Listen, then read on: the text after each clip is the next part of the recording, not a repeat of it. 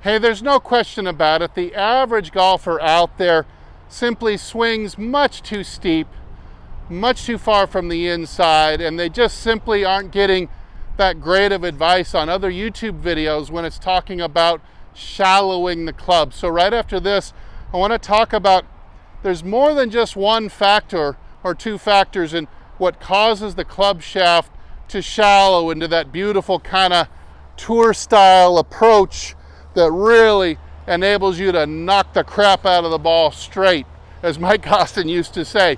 So stay tuned, and I'm going to give you a few extra tips, hopefully that will help illuminate how you're going to get your club automatically dropping into that nice shallow position every time. So stay tuned.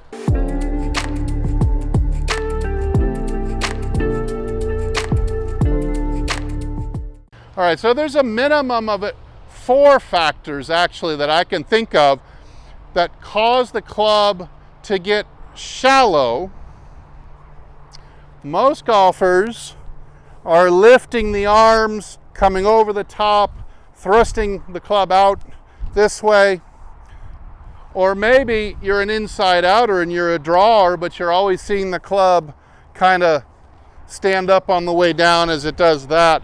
But either way, you're not in great position to consistently hit it long and straight. Now, when learning how to get that club shallow, the first thing I like to teach my students in person is this bucket and stick game, where I've got the bucket pretty much lined up with the outside of the ball. I've got the stick at approximately the same angle as I'm starting the club shaft at address, give or take a few degrees or inches.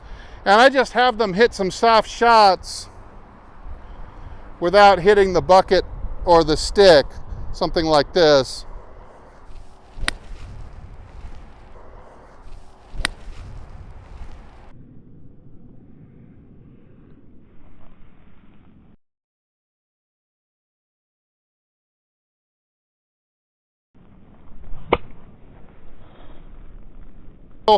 For swinging the club on an inside to the ball approach this way. Now, it doesn't mean that you're necessarily going to hit the ball, the inside of the ball, to right field. What you're going to do instead is you're going to follow an arc into it. So from the inside, squaring up and then returning back to the inside again as like an arc. Now, the second piece of the puzzle here is maintaining the butt line, and something you see in golfers that really get shallow is that they maintain or even increase the butt line backwards as they come into the ball. And so what I'll have my students do in person is I'll have them do a combination, miss the stick, lift the chair. What this does is you increase the flexion at the hips this way as the butt gets back and the head has to go forward and down just a little bit. You're increasing this angle here at the hips. What this effectively does, let me move this a little bit out of the way, it forces the path of the handle, this end of the stick, to get more horizontal into it. So think of a Ferris wheel, and think of a Ferris wheel pointing to left center field. That's how most golfers tend to swing. Now take the Ferris wheel and lay it down, even let's say a 30-degree angle off the ground, because that's what a lot of people at home may have to feel like here. But if I were to really increase the hip flexion here, you'd see that I'd have to swing around at like a 30-degree angle vertically in order to keep the club head from burying itself in the ground. So this end of the stick will all of a sudden start tracking much closer to a merry-go-round the more I do this. The taller I get, the more the handle of the club is going to track like a Ferris wheel. And that has a lot of implications on the forces being applied into the grip through the hands. So the exercise is now simply miss the stick, lift the chair.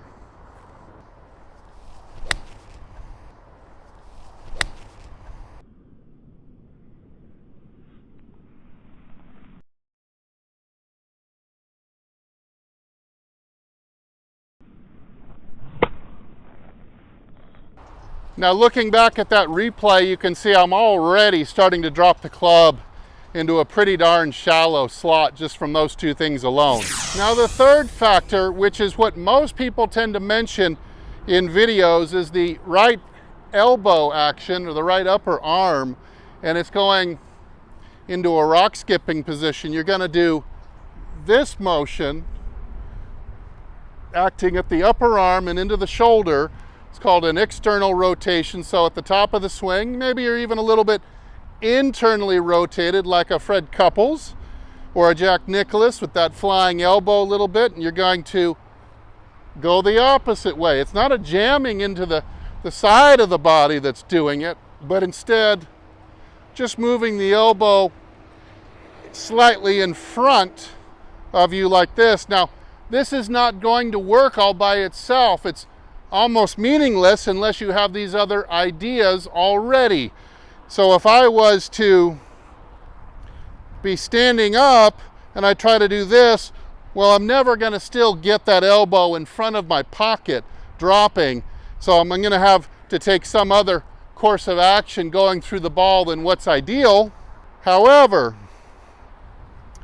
if I can lift that chair off the ground through impact, it's leaving this space right here, this alleyway, and it's putting my shoulders out over my toes more. It's almost an automatic now, no matter what I do, that the elbow is going to drop down in front of the pocket quite nicely. And so I'm just adding that little rock skipping action in there as a bonus, and that's going to cause it to shallow even more.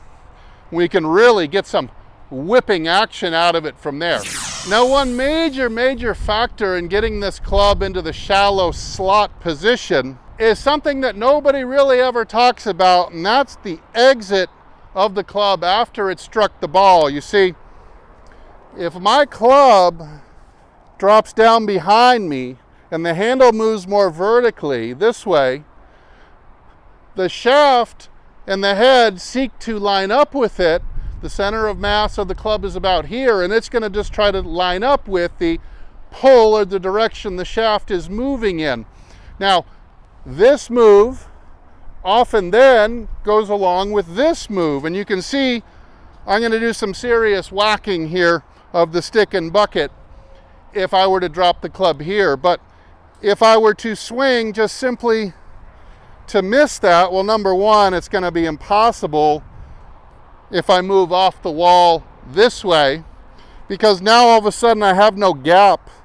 I have no hand path viable left available to me. So when I'm coming in, I need to be butt back, drop in front of the pocket, and now exiting leftwards.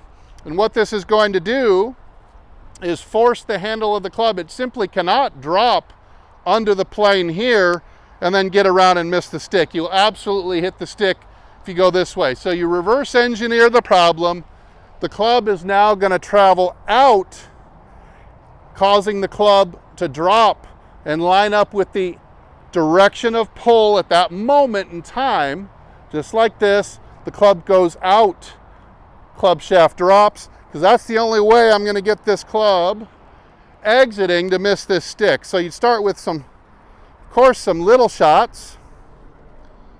Lift the chair, miss the stick.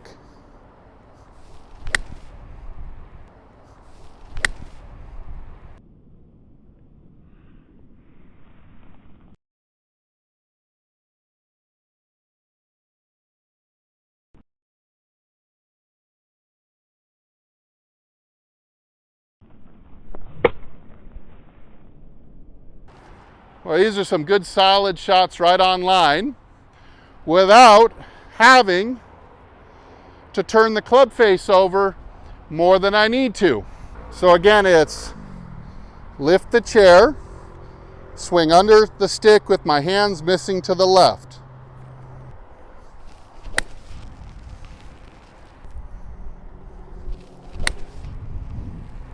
Just like that. And you see on the slow-mo replay, that club now, the handle is coming out and around so it can make its way left afterwards. When the butt is staying back more like this, the handle path has to have more horizontal to it in order to strike a correct depth divot. It's just an automatic thing. Get a little bit of the rock skip action in there too. And boy, we're really starting to look a little bit like Hogan through the impact zone. Really starting to look like an excellent ball striker you might see on TV. So remember, there's several things that influence getting into that shallow slot. And once you're there, it's the point where Hogan always talks about, he gets here and he says, I wish I had 3 right hands at this point. You really feel like you can absolutely pour on the whipping action and the ball can do nothing but go straight, straight, straight. It's a phenomenal position and you feel it when you're there. And then when you drop out of it, boy, you can also feel that too because you start to struggle a lot with your game. So there's 4 points. I've given you 1 drill or exercise for each one. Practice them 1 at a time, then maybe try to combo 2 of the 4 ideas on a set of balls after that. And I think slowly you're going to start looking absolutely phenomenal in the slot. Hey, please leave your questions or comments down below. If this video can get up to 250 likes, I'm going to give away something for free to a commentator down below. So hit the like button, subscribe, I hope, and leave a comment down below. Hey, thanks so much for watching. I'm Steve, and as usual, I'll either see you in the next video or I'll see you longer and straighter down the fairway. And remember, golf is fun, so keep smiling.